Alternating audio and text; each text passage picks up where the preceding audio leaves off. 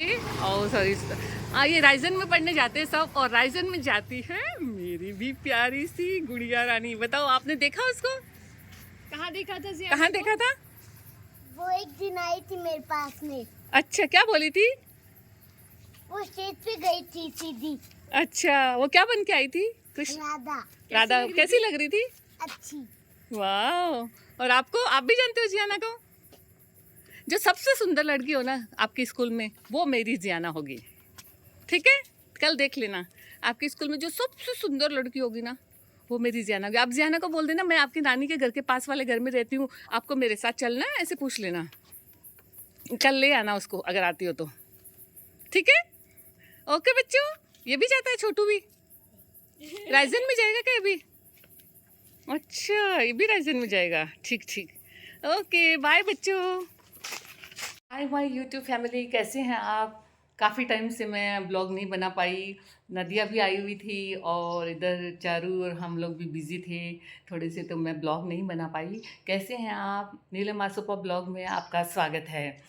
अच्छा, तो मैं आज बात कर रही थी, मेरे मन में बैठे बैठे कुछ ख्याल आता है तो मुझे लगता है मुझे क्यों ना आपसे बात कर लेनी चाहिए। तब मैं ये नहीं सोचती मैं कहाँ खड़ी हूँ, क्या कर रही हूँ। बस मुझे लगता है कि जो मेरे पास है मुझे आपसे शेयर करना चाहिए। तो मेरे दिमाग में एक ख्याल आ रहा था कि जीवन में जो बहुत सारे अहम रिश्ते होते हैं, अहम रिश्ते यानी माँ बाप का रिश्ता, पति पत्नी का रिश्ता, और भाई बहन का रिश्ता, माँ बेटी का रिश्ता, माँ बेटे का रिश्ता, बाप बेटे का रिश्ता, बाप बेटी का रिश्ता। इन सब रिश्तों में एक सत्य है, मतलब ये सत्यता है एकदम, कि एक रिश्ते से हमें, बहुत अहम रिश्ते से हमें एक दिन बिछुड़ना पड़ेगा। और मैं भगवान से हमेशा से जब मैं छोटी थी, आप मानोगे कि जब मैं 10th में पढ़ती होगी, शायद मैं 10th 11th में होगी, तो एक दिन मेरी मम्मी और व्रत रखती थी, तो काफ़ी लेडीज़ उनके घर पे आती थी। तीज वगैरह का व्रत करते हैं ना, तीज और चौथ का व्रत करते हैं हमारे राजस्थान में यहाँ पे। तो वो काफ़ी लेडीज़ उनके पास आती थी कथा सुनने के लिए, तो मैं बड़ी एक्साइटेड रहती थी उनकी सब चीज़ें। मेरी शुरू से ही आदत थी, मैं किसी चीज़ को बहुत गौर से देखती थी। सब मतलब कस्टम वगैरह में बहुत ही मतलब जल्दी से कैप्चर करती थी कि ये क्या कर रहे हैं। तो जब वो पूजा करते थे तो चारों तरफ बीच में गणेश जी की पूजा वगैरह रख के चारों तरफ लेडीज़, काफ़ी सारी लेडीज़ बैठती थी। पूरे मोहल्ले की लेडीज़ आई थिंक हमारे घर ही आती थी पहले, और इतनी सज धज के आती थी। मैंने कभी उन आंटियों को इतना सुंदर नहीं देखा होगा। जब वो हमारे घर आती थी तो वो इतनी सुंदर तैयार होके आती थी, और पूजा की थाली लेके आती थी, और तो वो व्रत कथा सुनती थी। वो वहाँ तक तो ठीक था, जब चंद्रोदय होता था तब तक भी मैं जागती थी उनके साथ। मुझे बहुत ही उत्सुकता और जिज्ञासा हुआ करती थी कि मैं देखूँ कि आगे क्या होता है। तो जब मेरी मम्मी मेरी भाभी को बता रही थी कि आप अपने को ये बोलना है, सोना की सांकली मोतिया को हार, चाँद देवता के अर्घ देवता, जियो म्हारा बी और भरतार। मतलब कहने का मतलब है कि मैं चंद्र भगवान, आपके जो मैं अर्घ लगा रही हूँ, इसके अंदर मैं आपसे प्रार्थना करती हूँ कि मेरे जो वीर यानी भैया, जो मेरे वीर हैं, मेरे भैया हैं, और जो मेरे भरतार है पति, वो हमेशा मतलब उनकी ज़िंदगी, उनको खूब ज़िंदगी देना उनको। तो मैं एक दिन मेरे मन में ख़्याल आया, मैंने अपनी मम्मी से पूछा जाकर। मैं 1-2 बार देखती रही, लेकिन एक दिन मेरे को लगा क्यों ना मैं अपनी मम्मी से ये सवाल करती हूँ, पूछती हूँ।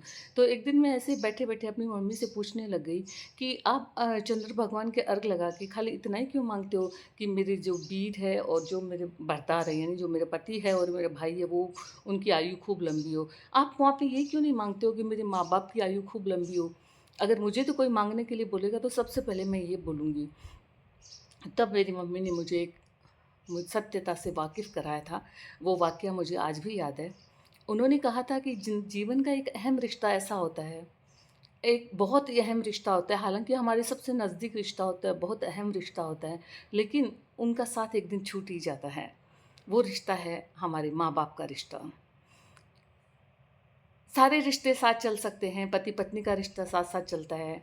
बहुत लंबी वो होती है उनकी मतलब साथ रहने की जो वो होता है ना, तो वो बहुत अच्छा, मतलब बहुत लंबा होता है सफ़र उनका।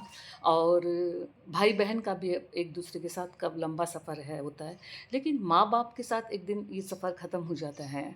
तो इसे हमें, एक तो शादी के बाद लड़की का होता ही है, लेकिन मैं उस मेरा मतलब उस सफ़र से नहीं है जो शादी के बाद चली जाती है, वो तो आती जाती रहती है और मतलब जुड़ी हुई रहती है, ऐसी बात नहीं है, क्योंकि मिलती रहती है तो एक संतुष्टि होती है कि हाँ मेरा परिवार में मेरे सब लोग हैं। लेकिन एक टाइम ऐसा आता है, क्योंकि हमारी और हमारी मदर फादर की जो एज डिफरेंस है हमारा इतना होता है कि हमारे एक दिन वो हमें छोड़ के चले ही जाते हैं, और वो दुःख है सबसे ज़्यादा असहनीय दुःख होता होगा मैं सोचती हूँ कि हर आदमी की ज़िंदगी में वो इतना दुखद पल होता होगा कि कैसे सहन करता होगा कोई भी। और इसको सोच के जब मुझे मेरे पापा थे तो वो थोड़ा समय ही वो चले गए, हालाँकि वो 60 प्लस में थे तभी चले गए, उनको कुछ बीमारी हो गई थी। बीमारी तो एक ऐसा केस है कि बीमारी से आदमी चला जाता है, वो भी दुखद घटना होती है, लेकिन उसको भी सहने की बहुत बड़ी शक्ति चाहिए। मुझे मतलब वर्षों तक मुझे वो अपने सपने में आते थे, मुझे लगता था कि नहीं ऐसा नहीं हुआ है, मैं अपने आप को मानने के लिए तैयार नहीं थी। लेकिन अभी मेरी मम्मी हैं जो 80 प्लस में हैं, तो मुझे हमेशा इस चीज़ का एक भय लगा रहता है, एक डर लगा रहता है अंदर। तो मुझे लगता है कि वो एक दिन मेरे से बिछुड़ जाएँगे, तो वो पल कैसे होंगे? मतलब वो मतलब हृदय को विदीर्ण करने वाले जो क्षण होते हैं ना, वो होते हैं। हमारे जो हृदय होता है उसको विदीर्ण करने वाले क्षणों को मैं कैसे सहन कर पाऊँगी? ये मैं सोचती हूँ हमेशा, क्योंकि एक माँ-बाप का चले जाना और किसी भी बेटा हो या बेटी उसके लिए बहुत ही दुखद होता है। और उस उस दुखद पल में उनको सहन शक्ति इतनी ज़्यादा बनानी पड़ती है, जो शायद उस सहन शक्ति को इतना बटोरना पड़ता है। तो मेरे को लगता है कि बचपन से ही हमें उसके लिए मेंटली प्रिपेयर होना चाहिए, मेंटली प्रिपेयर होना पड़ता है, लेकिन हम मानने के लिए फिर भी तैयार नहीं होते। आज अगर मैं एक क्षण के लिए भी मानती हूँ कि कहीं अगर मेरी मम्मी नहीं रही तो मेरा क्या होगा? मैं कैसे किससे बात करूँगी? आज मैं दिन में 2 बार अपनी मम्मी से बात करती हूँ, तो मैं किससे बात करूँगी? मैं क्या करूँगी? मेरे जो सास-ससुर हैं वो भी चले गए। तो अब मुझे बहुत दुःख होता है कि देखो जो बुज़ुर्ग व्यक्ति हैं, उनका सम्मान इसलिए सबसे ज़्यादा ज़रूरी है कि वो तो हमें छोड़ के एक दिन चले जाने हैं। मैंने अपने बच्चों को भी यही सिखाया है और मैं आपसे भी यही बात कर रही हूँ कि जो बुज़ुर्ग व्यक्ति है उसका सम्मान बहुत ज़रूरी है, और जो हमारे माँ-बाप हैं, सास-ससुर हैं, उनका सम्मान सबसे ज़्यादा ज़रूरी है, क्योंकि ये निश्चित है कि हमें उनके बिना रहना पड़ेगा। ये निश्चित है, मतलब इस घटना को कोई चेंज नहीं कर सकता। एक न एक दिन ऐसा ज़रूर आएगा जब हमें वो छोड़ के चले जाएँगे। उस पल को मतलब सहने की जो शक्ति है, भगवान हमें कैसे देगा, मुझे समझ नहीं आता है, क्योंकि जब मेरे पापा गए थे मुझे बहुत दुःख हुआ था, जब मेरे सास-ससुर गए तो भी मुझे बहुत दुःख हुआ था, और आज जब मैं सोचती हूँ अपनी मम्मी की जो वृद्धावस्था में जब कभी वो तबीयत कहती है आज मेरी तबीयत अच्छी नहीं है, उनकी आवाज़ में थोड़ा-सा भी फ़र्क नज़र आता है मुझे, तो मैं एक डर काँप सी जाती हूँ, सिहर सी जाती हूँ। तो मैं गाइज़ आपसे यही कहना चाहती हूँ कि आपके घर में अगर माँ-बाप, सास-ससुर या कोई बुज़ुर्ग व्यक्ति हैं, उनको खूब सम्मान दो, क्योंकि वो आपके साथ नहीं रहने वाले। ये एकदम सत्य घटना है। मतलब ये तो घटना घटित होगी ही। इसलिए आप उनका खूब सम्मान करो। ऐसे नहीं उनके जाने के बाद आप पश्चाताप में ही जलते रहें। ज़िंदगी आपके पश्चाताप में ना निकले, इसलिए इतना सम्मान, प्यार उनको दो कि कभी आपको पश्चाताप ना हो इसके लिए। तो गाइज़ मेरे मन में ये कुछ बहुत ही ऐसे कुछ आ रहा था, तो मैंने सोचा कि मैं आपसे शेयर करती हूँ। मेरे मन में जो आता है मैं आपसे ज़रूर शेयर करती हूँ, और इसलिए मैंने आपसे शेयर की। बाकी सब ठीक है, आप मेरी बातों से बोर ना हो जाएँ, इसके लिए मुझे टॉपिक थोड़ा चेंज करना पड़ता है आप लोगों के लिए। बाकी सब ठीक है, गणपति आने वाले हैं और बहुत एक्साइटमेंट होगा आप सब में। लेकिन एक बात का ज़रूर ध्यान रखें, सुबह-शाम अपने पेरेंट्स को ज़रूर याद करें, उनको कॉल करें, हम उनके टच में रहें। मतलब मेरा कहने का मतलब है, कल पश्चाताप के लिए ना छोड़ें आप। ज़िंदगी जिएँ उनके साथ, उनकी आवश्यकताओं की पूर्ति करें।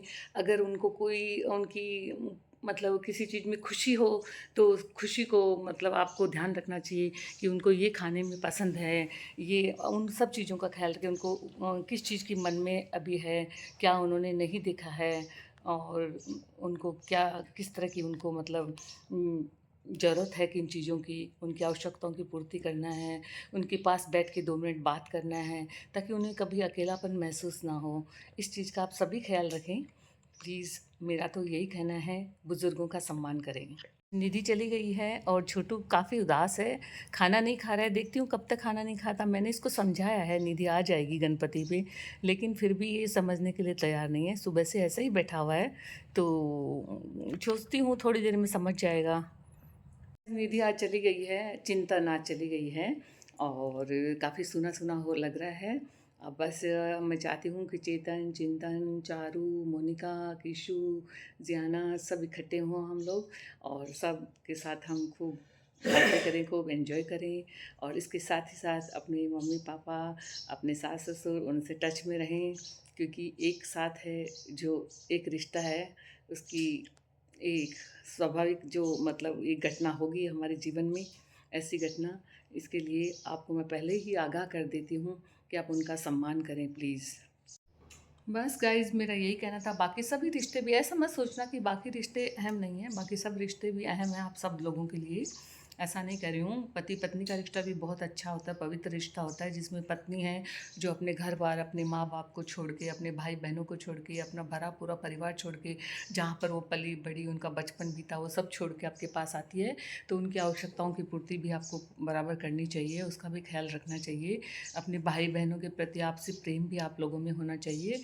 वो सभी रिश्ते ज़रूरी हैं, लेकिन मैंने एक अहम रिश्ते की बात इसलिए बताई है क्योंकि मेरे दिमाग में ख़्याल आ रहा था कि माँ बाप नहीं होते तो कितना खाली लगता है, कितना बहुत खाली लगता है। तो इसलिए उनके रहते, उनके जीते जी ही आप सब कुछ कर लो। ऐसा नहीं कि उनके श्राद्ध पे या उनके जो जाने के बाद आप अच्छे अच्छे पकवानों से उनका वो सोचोगे उनको मिलेगा। ऐसा किसी ने देखा नहीं है कि उनको मिलेगा। ऐसा कोई सत्य बात नहीं है कि उनके जाने के बाद हम जो कुछ उनके लिए कर अर्पण करते हैं वो उनको मिलेगा, ऐसा कुछ नहीं है। आप जीते जी उनकी सेवा कर दीजिए, जीते जी उनको खुश रख दीजिए। अगर आप वो खुश रहेंगे, उनके मन से तो दुआएँ ही निकलती है। अगर वो खुश रहेंगे तो पूछो मत, आप दिन दूनी रात चौगुनी उन्नति करोगे। ये मैं आपको लिख के देती हूँ। आप मुझे पंडित समझ लीजिए, आप पेरेंट्स की सेवा कीजिए, और उनके जो दिल से जो दुआएँ लगेगी आपको, उन वो दुआएँ आपको प्रगति की ओर ले जाएगी, क्योंकि वो कभी उनके अपने बच्चों का बुरा सोच ही नहीं सकते। और अगर आपने उनके मन के मुताबिक कोई बात कर ली, तो वो आपको इतनी दुआएँ देंगे, इतनी दुआएँ देंगे कि आप सोच ही नहीं सकते आप कहाँ थे और कहाँ पहुँच गए। अब मैं ये कहूँगी मतलब ये जो राजा रंक की बात है ना, जो रंक से राजा कब बन जाता है पता नहीं चलता। तो मैं आपको यही बात दोहराना चाहती हूँ बार-बार, माता-पिता का सम्मान करें।